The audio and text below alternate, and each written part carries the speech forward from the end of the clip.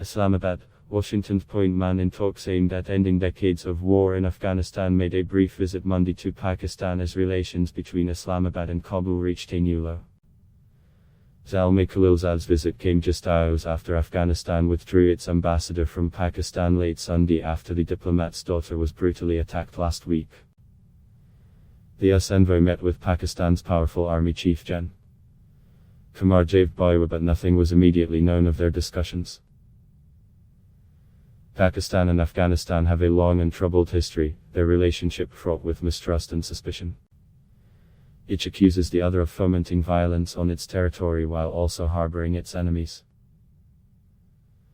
Pakistan also hosts nearly 2 million Afghans, refugees from 4 decades of war in their homeland, and many in Afghanistan have grown up as refugees in Pakistan before returning. Khalilzad arrived in Islamabad from Qatar, where the Taliban and Afghan government representatives have held 2 days of talks that ended late Sunday, with a promise by the warring sides to meet again. It was the highest level of talks so far, aimed at jump-starting a peace process that has stagnated for months while fighting inside Afghanistan soared as the US and NATO complete their troop withdrawal. Khalilzad had expressed hope that the sides would agree even to a temporary truce to mark the most important Islamic holiday, Eid al-Adha, Feast of Sacrifice, which begins on Tuesday in most Muslim countries. Instead, the talks ended with a communiqué that offered little prospects of an end to fighting anytime soon. It promised more high-level talks and offered promises of greater protection for Afghan civilians caught in the crossfire and for infrastructure.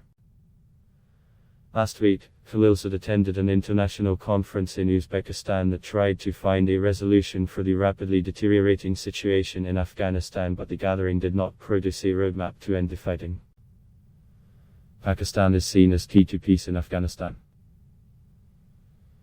The Taliban leadership is headquartered in Pakistan, and Islamabad has used its leverage, which it says is now waning, to press the Taliban to talk peace. Still, Kabul is deeply critical of Islamabad's assistance to the Taliban, including hospital treatment for Taliban fighters wounded in battles in Afghanistan.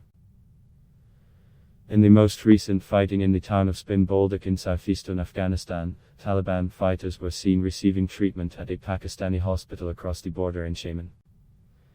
Senior Pakistani security officials had previously said that Khalilzad pressed Pakistan to push Taliban leaders to embrace a ceasefire or at least substantially reduce the violence in Afghanistan to allow a peace process to take root. The officials spoke on condition of anonymity because they were not authorized to speak to the media. Pakistan's military leadership has reportedly warned the Taliban, who have recently taken more and more territory amid battlefield wins against beleaguered Afghan forces, not to make a push on Kabul. Islamabad has also reportedly told the Taliban it will not recognize a government that comes to power by force. Pakistan has also been deeply critical of Kabul, saying it has allowed another militant group, the Pakistani Taliban Tehrik-e-Taliban Pakistan, to find safety in Afghanistan, from where they have launched a growing number of attacks targeting the Pakistan military. While the two insurgent groups are separate, Afghan Taliban leaders have close ties with the Pakistani Taliban. Some analysts say Pakistan worries that if it pushed the Afghan Taliban too hard, they will in turn push the Pakistani Taliban to step up their attacks. In Kabul, the Afghan Foreign Ministry issued a statement Sunday saying it was recalling its senior diplomats from Islamabad over the assault on the ambassador's daughter. Silsila Alikal, 26, was abducted in the middle of the afternoon in the Pakistani capital, held for several hours and brutally assaulted. The ministry said the diplomats would not return to Islamabad until all security threats are met, including the arrest and trial of the perpetrators of the abduction. Adblock test. Why?